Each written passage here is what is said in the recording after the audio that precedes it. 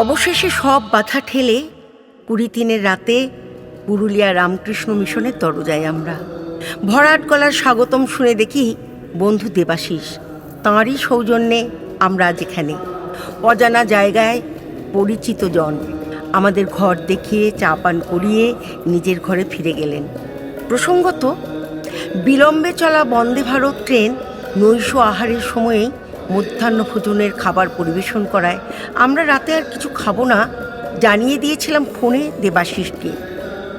বৃষ্টি হয়ে গেছে খানিক আগে, আরামের আবহাওয়া, ক্লান্ত শরীর, ব্যাস বিছানায় এলিয়ে পড়তে না পড়তেই ভেবেছিলাম বাইরেটাকে রাতে দেখব।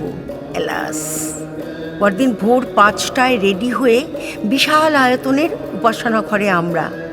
বাইরে ঝিরিঝিরি বৃষ্টি হয়েই চলেছে, ভিতরে মন্ত্রমুগ্ধ পরিবেশ। ওখান থেকে বেরিয়ে বিভিন্ন বিল্ডিং, বিভিন্ন বিভাগের অ্যাক্টিভিটিসের রানিং কমেন্ট্রি দিচ্ছিলেন ওখানের একাধারে প্রাক্তন ছাত্র আবার প্রাক্তন শিক্ষক দেবাশিস। দেখলাম হাসি খুশি দুষ্টু এমু পাখিকে।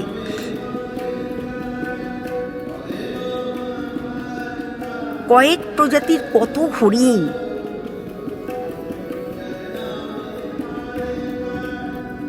কত ময়ূর, কত পাখি ভিতরে।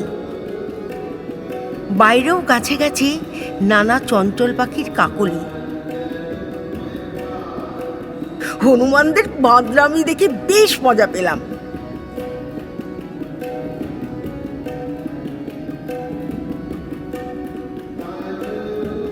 পুকুরে মাছ ধরা, বিরাট গোশালা, ফডারের চাষ, অন্যান্য সবজির ক্ষেত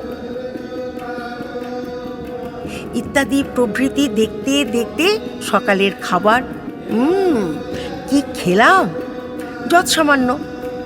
শুরুতে চিরতার জল, তবে তিক্ততা নেই, বরং সুস্বাদুই বলা যায়।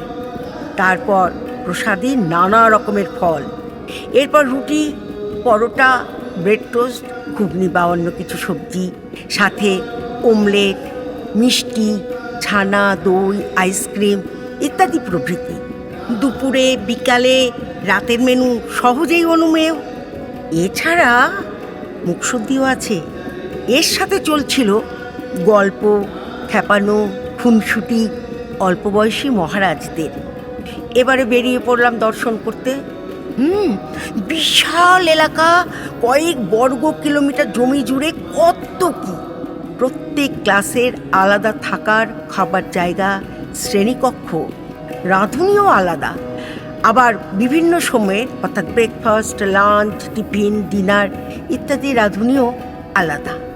কারো উপর চাপ যেন বেশি না হয়। কি ভীষণ শৃঙ্খলা। গুরুপল্লী অর্থাৎ টিচার্স কোয়ার্টার্স। তবে কোনো কোনো শিক্ষক মিশনের বাইরেও থাকেন। আছে বিবেক মন্দির, যেখানে সকাল বিকালে নির্দিষ্ট স্টাডি আওয়ার, নির্দিষ্ট ক্লাসের। কিন্তু তাদের তো পড়তে যাবার ইচ্ছেই হয় না। সবারই তখন পেট ব্যথা, দাঁত ব্যথা শুরু হয়। কি করবে বেচারিরা, রবি ঠাকুরের উত্তরসূরিরা। চলতে চলতে কত রকমের গাছ, ফল, বিরাট বিরাট খেলার মাঠ। পরীক্ষা চলছিল। দেখলাম সূচিপতন নীরবতা কাকে বলে। দেখলাম পরীক্ষার পালার শেষ দিন ছাত্ররা উপাসনা সেরে পোশাক পাল্টে অডিটোরিয়ামে প্রজেক্টরে সিনেমা দেখছে হই হই করতে করতে। সন্ধ্যা সবাই এলো ধুতি পাঞ্জাবিতে উপাসনা ঘরে। আরতি করলো তাদেরই একজন।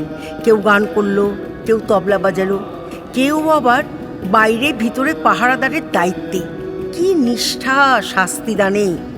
সবাই চলে গেলে এক অল্প বয়সী মহারাজ অনেকগুলো গান শোনালেন দরদি কণ্ঠে।